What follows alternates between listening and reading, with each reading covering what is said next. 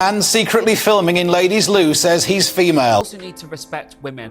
Men shouldn't be in women's spaces. Men shouldn't be in women's sports. We need to respect all people. If I said my pronoun was hottest man alive, that was my genuine pronoun, would you feel obliged to call me that every day? As soon as they tell you their new name and pronouns, that's when you start using that name and pronouns. You can call me he, you can call me she, you can call me Regis and Kathy Lee. I'm not into all the other bullshit. I think.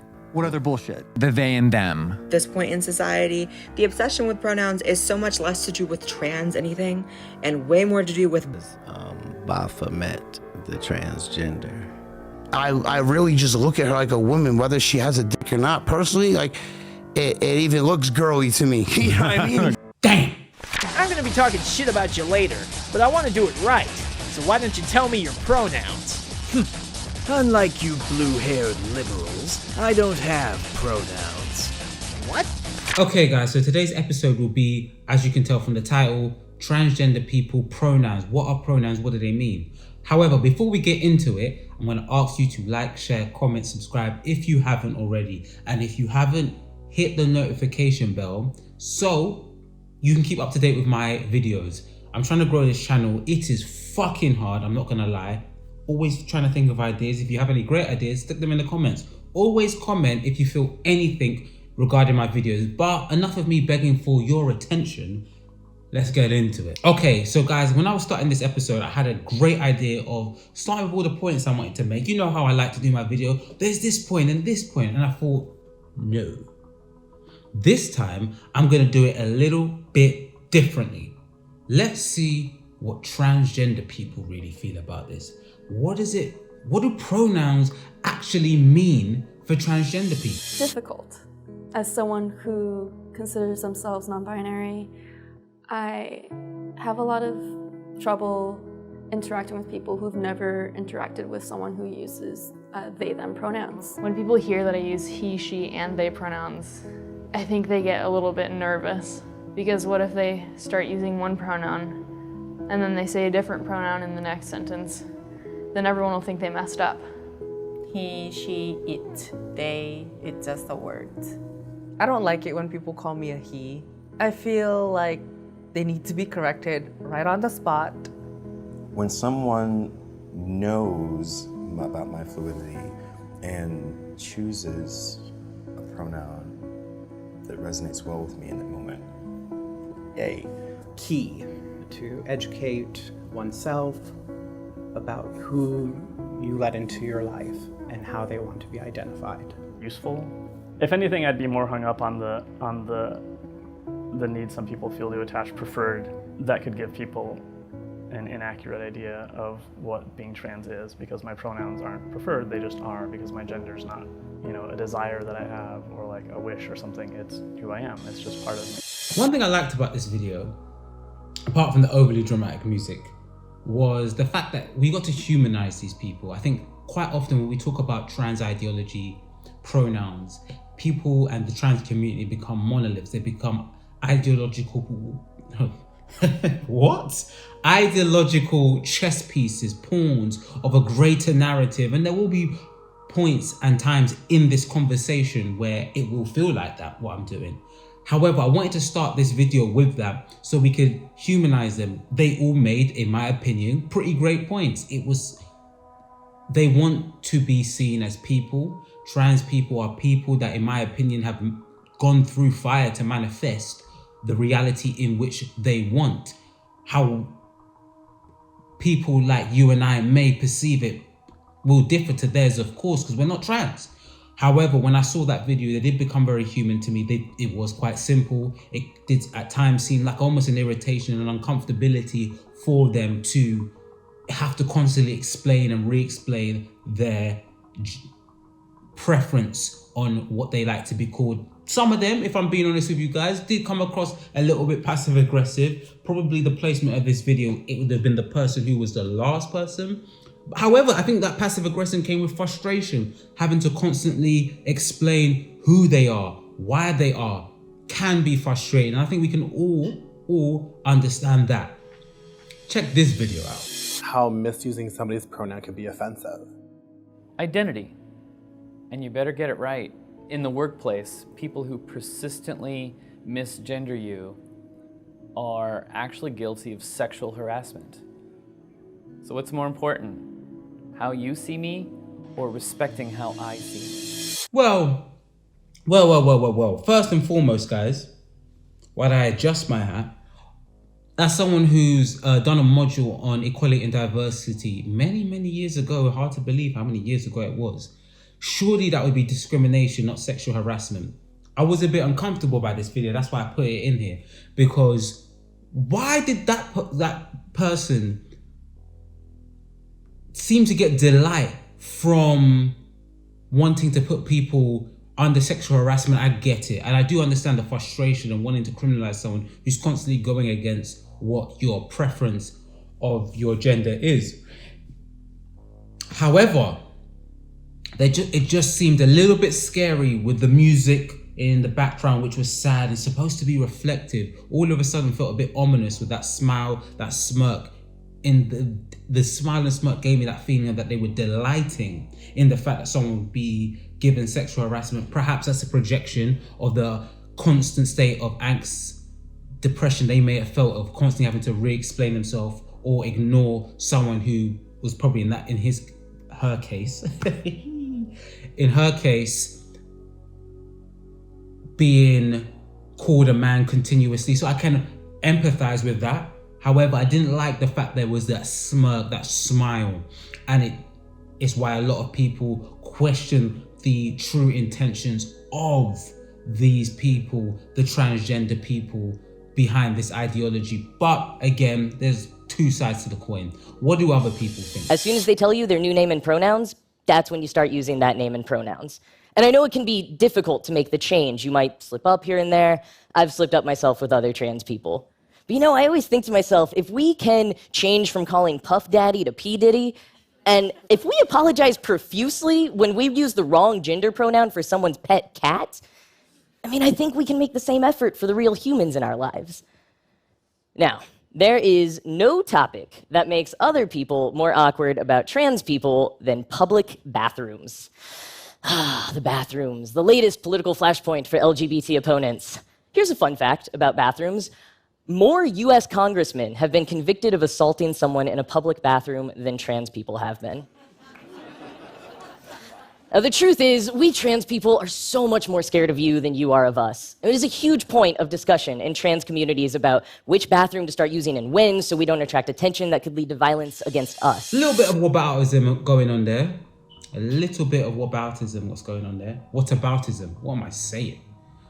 However, I do agree a little bit with, if we're happy to change from calling Diddy Puff Daddy, which in context now seems very zesty, we should be okay with calling trans people by their preferred preferences. I do agree with that. We do correct ourselves when it's cats. We should be more thoughtful with the people in our lives, whether that be work or not work. Again, what people actually think behind closed door, I don't think you should ever question that. But some respect for people and how they choose to identify themselves in their reality is important. However, there's something about this debate I think that is actually skewed from the narrative a lot. And it's that all LGBTQ plus people think the same. All LGBTQ plus people are all for this gender fluidity, this constant gender is something that's constantly moving. It's not one, it's different from sex. That's not actually true. It's actually the furthest thing from the truth. And check this one out. I'm not into all the other bullshit. I think. What other bullshit? The they and them. Yeah. And all that extra shit that we added during the pandemic because everyone was so bored on their fucking houses. They just started to make up more shit and more shit. More stuff. Yeah. That's where the conservatives like me because I'm just real. Yeah, you do have a conservative vibe to you. You're not they and them. You're trans, you're male or you're female. And you're standing on that. Get so mad when I say that. How are you a they? What the fuck does that mean? It's stupid is what it is. Yeah. But you need someone like me that looks like me to say it. Because if you say it, it turns into you're homophobic. You hate trans people. You hate gays. And it's just how you feel. You don't hate anyone. You just think it's stupid. First of all, some people might see this and think Jeffree Star is a very controversial character. He is. The little I know about him is that he lied about having sex with some NBA player and something to do with Kanye West, which he dispelled, was categorically denied, but I don't know. I just know that Jeffree Star, the figure, he's very controversial. But I like that someone like him, who's very androgynous, a gay man, has said, this is bullshit. What is they? I always thought to myself, even at uni, when I was learning about this stuff, I was like, got distracted. I have no idea what a they is. What is they? It was confusing. Now I do understand gender, sex are different, and that was the debate, and that was the understanding of it. However, I do like that people from their community are saying, this is bullshit. I'm not gonna say if you identify as they is that you're bullshit. I'm just saying, like, we need to have these debates and allow people to have those feelings and express those feelings and say, it's bullshit. Because it's definitely very new. It's bullshit. No, I don't really think it's bullshit. I don't even know what to think of it. I don't know what they is. Is it okay if I touch you? Yeah? Okay, cool. And what are your pronouns? They, them. She, they. I'm glad we exchanged those. Yes. Okay if I touch you? Go right ahead. And what are your pronouns? He, him. She, her. Thank you for asking earlier. How are you going to cut it without touching it? At this point in society, the obsession with pronouns is so much less to do with trans anything and way more to do with boring, basic, busybodies who so desperately need a personality. Clearly they do. Clearly they do. And you know it's never actually about trans people, because as a trans person myself, if I sat down in that chair and Miss Thing said, what are your pronouns? I would actually take that as an insult. And I would have thought the beard was a dead giveaway, but who knew? Who knew? Girl, if you don't shut up and just cut that damn hair. This clip hit me because I kind of do feel that this trans debate with the pronouns doesn't even help trans people. It just seems to be an ideological standpoint in which you can tear people down who disagree with you. It's like a moral barometer to show in which if you're a good person or a bad person. And it's like, do you know how unnatural a conversation is to say, hey, what are your pronouns? I swear to God, if someone ever asks me that, be like, what the fuck are you talking about? What the fuck do you think I want to be called? And like she said in the video, it's a dead giveaway, the beard. I get it, they're probably going to her because she's someone that works especially with gender fluid people. But the person in the video, I didn't even know they were a trans woman. Sometimes I think these debates do more to reinforce stereotypes about feminism and masculinity and what it's like to be a woman and a male. And I thought gender fluidity is to dispel that. And I think this has got to be said. No one is one fixed gender. Even masculine men, the most macho men, do feminine things. Even very feminine women can do masculine things. Masculine women can do feminine things. Like gender has never been something so hotly debated in the last 4 years. However, it's like the more we debate it, the more we are trying to fit things into square pegs when they never were really like that. Gender has never been something that is completely fixed. Yes, there was a time in which, if you do that, you're gay. But let's be honest, outside of those dumb comments, people were still doing what they were doing. And I get we've got a more open society and we should open things up. But this debate seems to be becoming more aggressive. And I think what that clip showed, that TikTok showed, in my opinion, is that it's actually becoming unnatural, the conversation. What's your pronouns? The fuck? However, like I said, the debate seems to be less about trans people and more about ideologies. And it sent me down, when I was doing this research, a weird rabbit hole. Hollywood is not really there to entertain you. Like, that's great that happens, but propaganda is something that is important to all civilizations. You don't care how people feel about the ritual. It's about, does following the ritual work? Yeah. And so you can fool yourself into thinking there isn't one, but the evidence will be clear. So like when I be like, oh, these guys are wearing dresses, and everybody's like, oh, he keeps talking about people wearing dresses. No, it's not. That is a weird thing. It's not like that. Look at it from a different way. Look at it. Show me one person that ever wore a dress in Hollywood unsuccessfully. That's how you understand what a ritual is. So 20 years ago, I knew that transgenders was going to be a thing. It wasn't because I was a prophet. It's just I had gotten so much information that I understood that things are secular. So I understood that the earliest I had seen that word transgender was Baphomet, the transgender. And so I knew that in the ritual of Baphomet, the transgender, to show allegiance to him, you had to kiss his ass ring. Really? And it said both of those things. So I knew that both of those things would become popular. And where there's a rabbit hole, there's Joe Rogan and Cat Williams smoking dope. The fuck? First of all, I want to say this before I discuss the crux of what Cat Williams said and probably a lot of people's takeaway. I think Cat Williams' point was the ritual in which actors, especially black actors and comedians, wear dresses as sort of an indoctrination into an ideology and into an occultist-like ideology being pushed from Hollywood. And like he said, Hollywood isn't entertainment, it's in the propaganda business. And I do agree that to some degree, when you're creating large entertainment, you are in the business of some sort of propaganda. Like Dr. Umar said when he was speaking to Nick Cannon, behind every content is intent. What is the intention behind constantly putting men in dresses? Is it to feminize black men? That's probably a part of it. Is it to tell a joke? That's probably a part of it. Is there, like he said, a worship of Baphomet?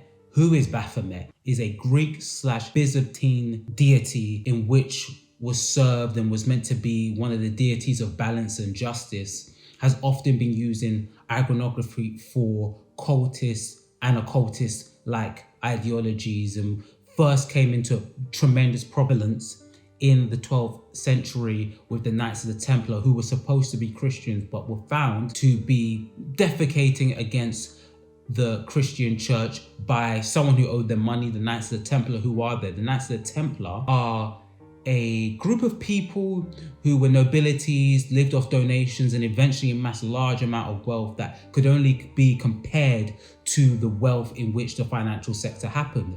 And when you look up at who runs this world, who's in charge of this world at the moment, the elites behind the faces and the puppets that are politicians, typically are bankers, right?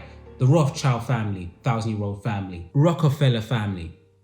When you look into that, and again, they say they're a certain religion, they hide in the background, you can understand why people draw the links with the Knights of the Templar, the financial sector, and these 1,000-year-old families who people believe secretly run the world, and people, a large part, even those who don't transpire into conspiracies, would say that the financial sector is the real power behind the world. And you also have to look at it from this standpoint, that if you're saying that, oh no, it's not politicians the one in charge, why would the world be in charge by groups of people who only can lead it for 4 years? That would create tremendous instability in a world.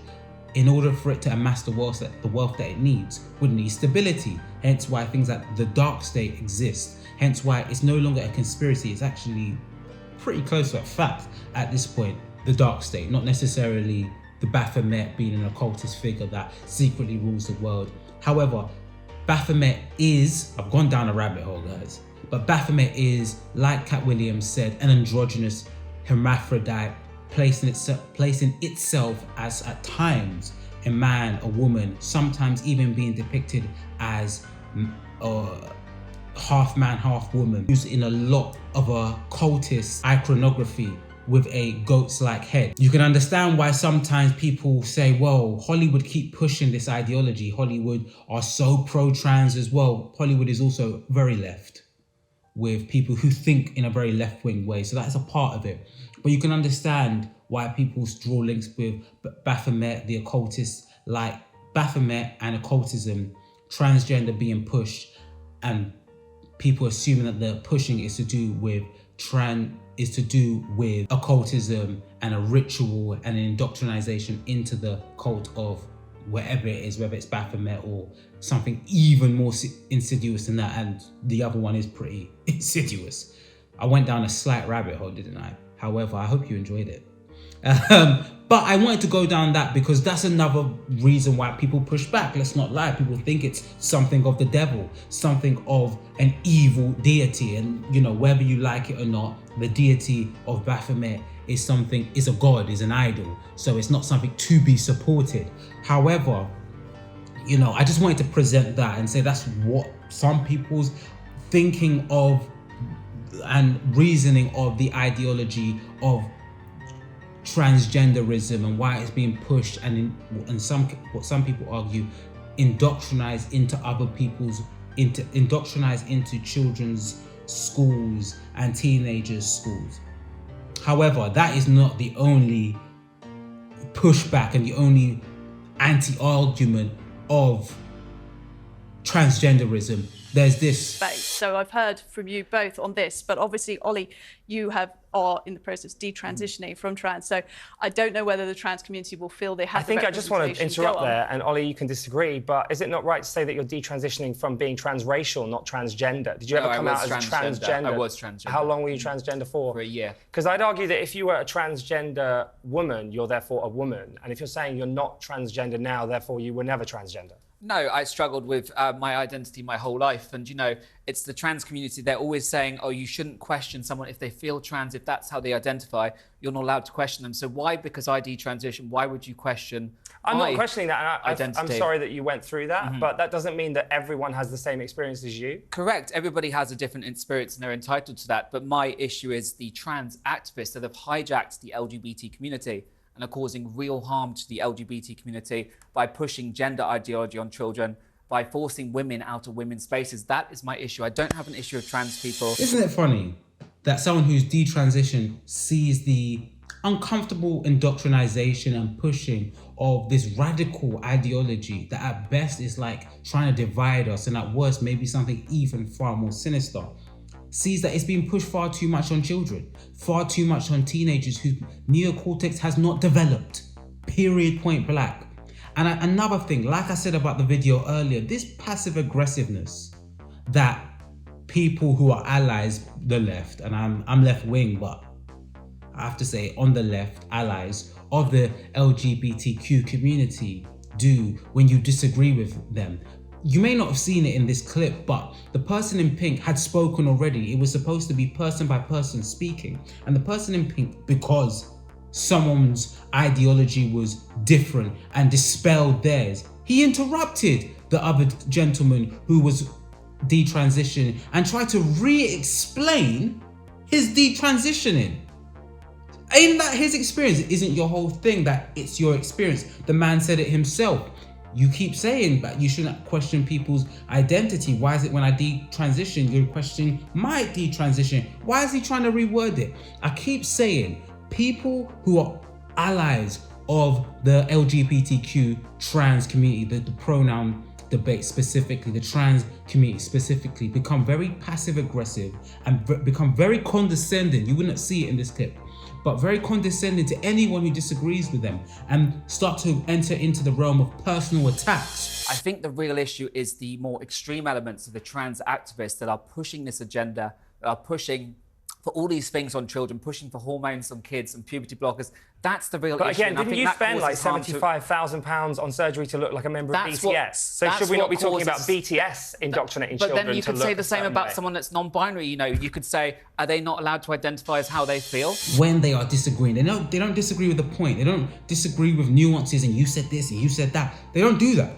They become into personal attacks. And I've told anyone this, if someone starts personally attacking you for the point that you make, you've got them.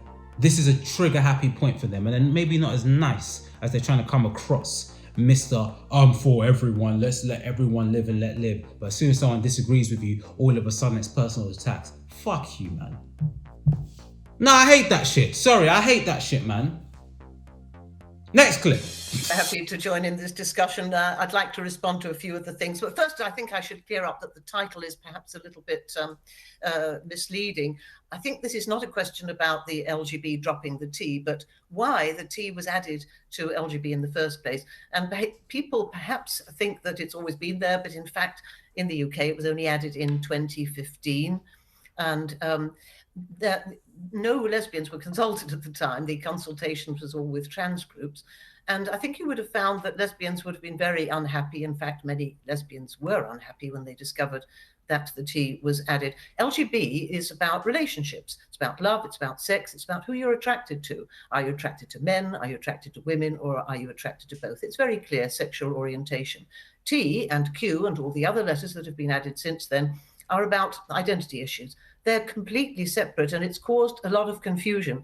We've seen how much confusion it's caused with Labour politicians trying desperately to avoid saying what a woman is, and that's quite comic. But it's also caused a lot of tragedy, particularly for lesbians. It's no coincidence that LGBT Alliance was founded by Kate Harris and me, two lesbians, and our CEO is a lesbian, and also the chair of the board is a lesbian. It's lesbians who have suffered from the addition of the T to LGB. And I think your subtitle perhaps should be reading "Campaigners argue that the gay community has been hijacked." But anyway, so what has happened with lesbians? Let me explain why I'm saying that it's a tragedy for lesbians. What we're seeing at the moment, and you can look, that thousands, hundreds of thousands of lesbians are having their breasts removed. You can see tens of thousands fundraising on GoFundMe to have their breasts removed. And this is because it is no longer cool to be lesbian. In fact, I spoke to a 19-year-old recently who said that throughout her secondary school, she'd been told she must be a boy.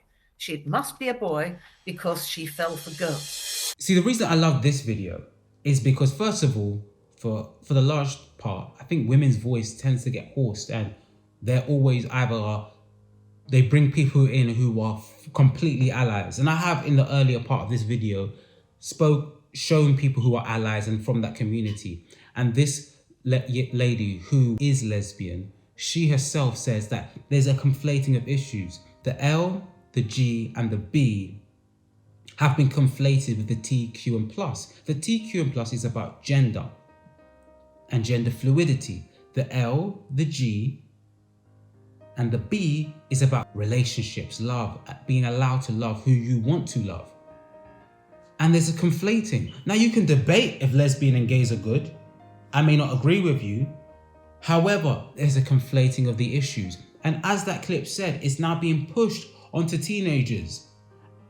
If you show any, sorry guys, I keep getting distracted by what's outside. If you show any sort of deviance from your assigned gender, if you're someone who's a tomboy, for example, and gay, you're being pushed down the transgender route. You're being pushed away from just understanding who the fuck you are. You're being pushed into a certain group. And I said this earlier, this ideology, this way of thinking actually reinforces stereotypes more. It actually is less progressive when you break it down. It's actually creating unnecessary division about what masculinity and femininity really is, when it's actually something that is quite interchangeable. And that was the benefit and the beauty of queer theory and queer intellectualism.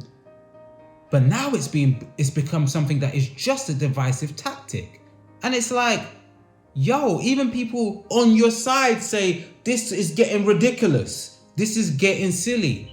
But their voices are being hoarse because what happens in society is that they try to homogenize and put everyone into one box. And if you're black, all black people think like this. And if you're LGBTQ, all people think like this. And it's like, nah, that's not the reality of life. There's nuances even within people who agree.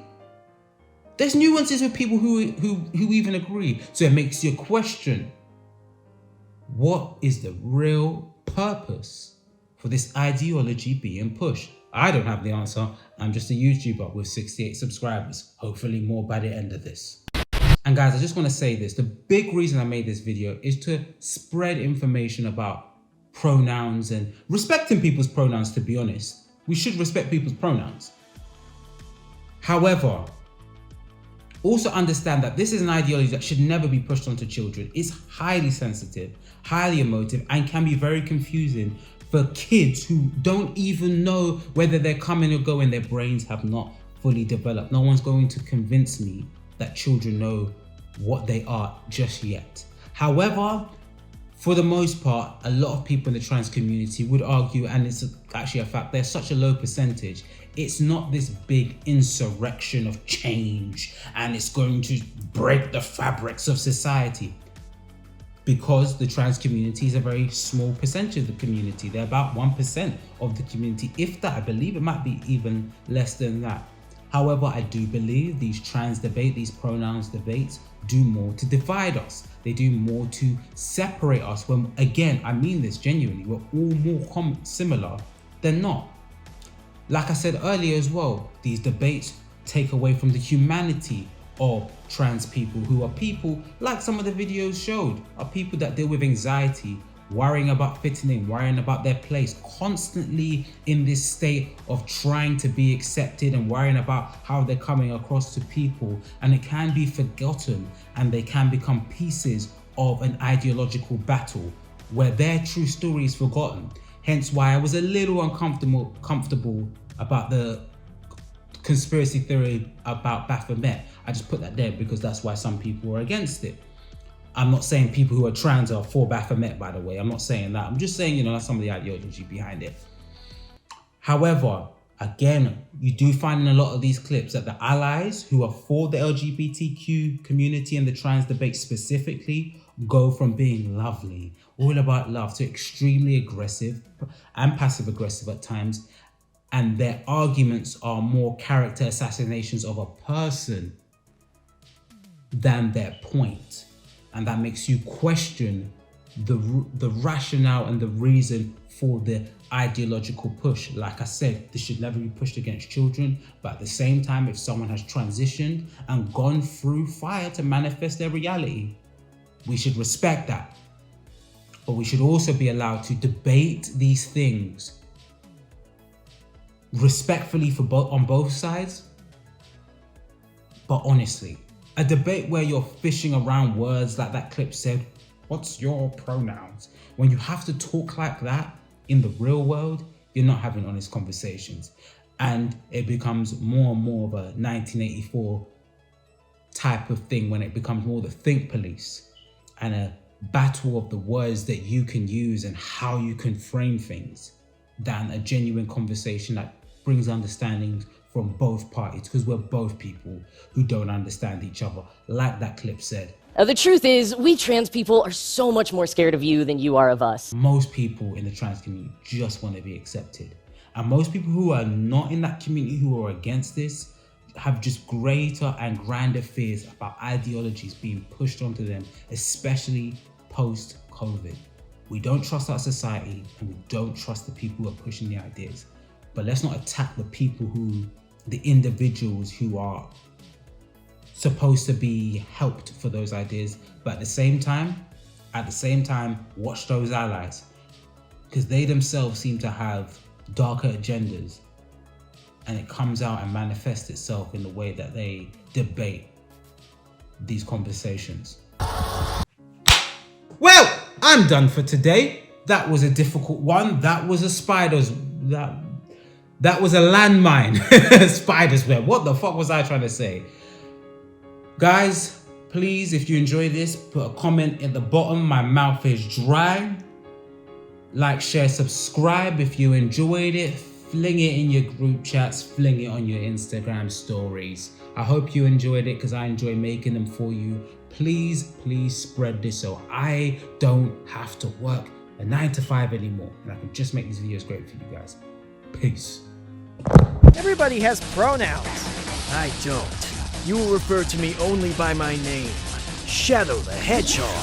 Well, at least he gets the concept. Pronoun police! You said he, which is not Shadow the Hedgehog's preferred pronoun. Shit, my bad.